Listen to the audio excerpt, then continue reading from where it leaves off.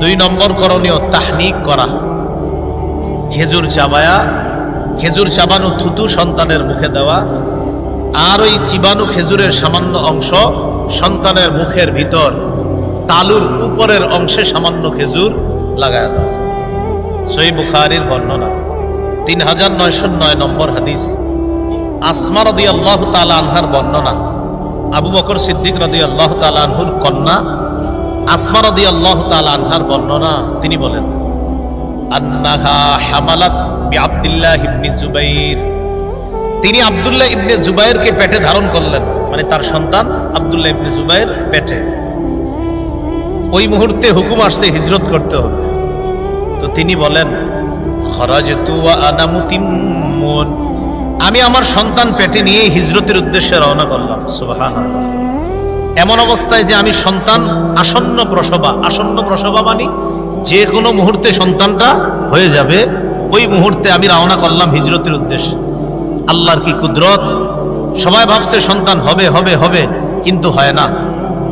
এক পর্যায়ে আতাইতুল মাদিনা, আমি মদিনায় চলে আসলাম। ওয়ানাজালতু বিকুবা, কুবা এলাকায় অবতরণ করলাম, যেখানে আল্লাহ রাসূল 14 দিন অবস্থান করেছেন। ওই কুবা এলাকায় অবতরণ করার পর আমি ওয়ালাদতুহু বিকুবা, আমার ওই সন্তানটাকে ওই কুবা এলাকায় আমি প্রসব করলাম। তাহলে রওনা করছে, সন্তান হয়ে যাবে, হয় নাই। মদিনার কুবা এলাকায় গেছে, সেখানে যাওয়ার পর তার সন্তান হয়েছে। তো সন্তান হওয়ার পর সুম্মা আতাইতু বিহি নবিয়্য সাল্লাল্লাহু আলাইহি ওয়াসাল্লাম, আমি আমার ছেলেটাকে আল্লাহ রাসূলের কাছে নিয়ে গেলাম।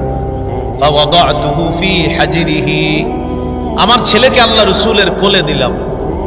দাআ বিতামরা, রাসূল সাল্লাল্লাহু আলাইহি সাল্লাম খেজুর আনাইলেন। ফামাদাগাহা, নবীজি খেজুর চাবাইলেন। খেজুর চাবানোর পর সুম্মা তাফালা ফিহি, খেজুর চাবানো থুতু আমার সন্তান আব্দুল্লাহর মুখের মধ্যে আল্লাহ রাসূল দিয়ে দিলেন।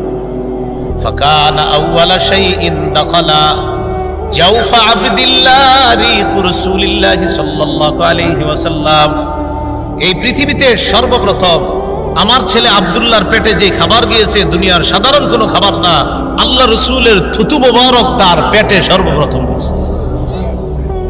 কি গেছে? থুতু। সুম্মা হান্নাকাহু বিতামরা, এরপর নবীজি চিবানো খেজুরটা সামান্য একটু অংশ আব্দুল্লাহর মুখের ভিতরে উপরের তালুর অংশে সামান্য লাগিয়ে দিয়েছে। সুম্মা দাআ লাহু, এরপর তার জন্য দোয়া করছে।